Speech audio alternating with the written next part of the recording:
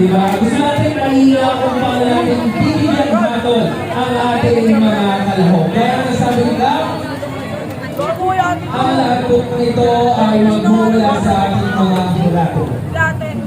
Ang mangyayari po for overall championship awards is 60% na magmumula po sa kanilang showdown performance and 40% ay magmumula naman sa kanilang street dance, yung kanila pong ginawa kanina. Magkakaroon din po tayo ng mga special awards which are Best in Street Dance, Best in Showdown, Reina ng Basahan, Best in Costume, and Best in Choreography. Kaya naman sa ating mga kalahok, do all your best to hit those criteria.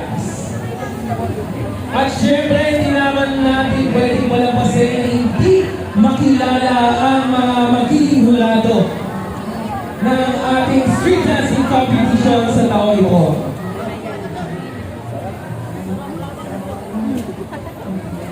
Let me introduce you our panel of judges, starting from our judge number 1. He was born at Municipality of Cavite, Laguna, a 35-year-old fashion designer. He also graduated at South Luzon State University from 2008 to 2012 with a degree course of Bachelor of Science and Industrial Technology major in Environmental Technology. He also manages his own business, Juju Oliveros Creations, located at Wall Street, Barangay Poblacion, Cavite, Laguna. He masters his Bachelor of Arts in Designing at Exclusive Institute of Style Studio Fashion and Design School at Magadi City. He is also an Alab 2016 Bordano Luban Designer Competition second placer, an Alab 2018 Bordano Luban Designers Competition third placer, Grand Champion at La Flor de la Mente Central Grand Sagala 2022, Grand Champion of Bordano Luban Festival 2024 Traje de Moda the Designers Competition, Miss Universe Philippines Laguna 2024 Best in Festival Costume, Sunduan sa Kabisera 2026 Designers Competition, Santa Rosa Laguna Quezon City Festival, second runner-up and first runner-up. Barangay Bayan from Cavite, Laguna, let us all welcome Mr. G. Jude Benazol Oliveros.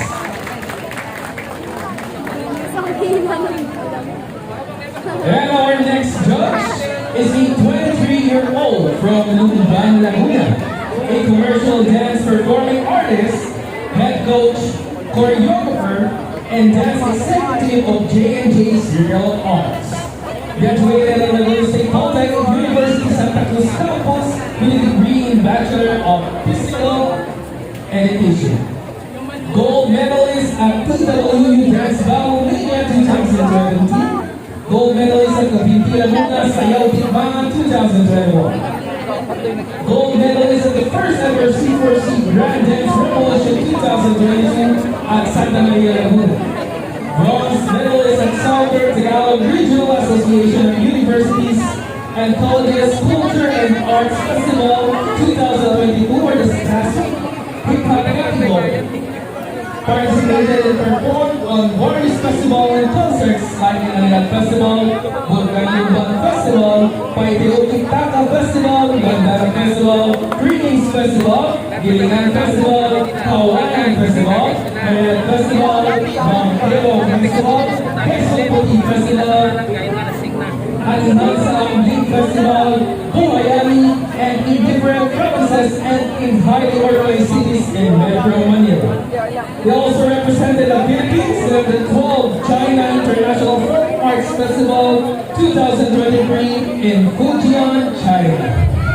Barangay Daya, let's give a round of applause to Mr. Adam Ha.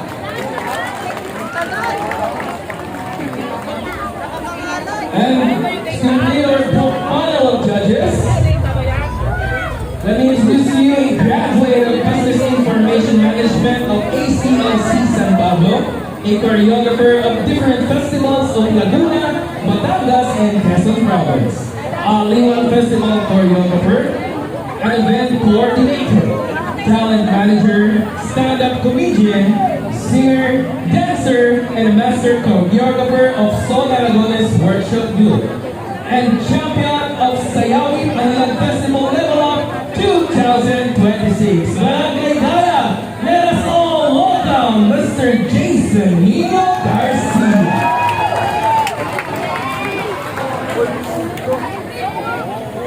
Okay, so narinig naman ang backgrounds ng ating judges na talaga naman masusihusga sa ating mga magiging performances. Kaya naman, good luck sa ating mga laro at hindi na natin matatagal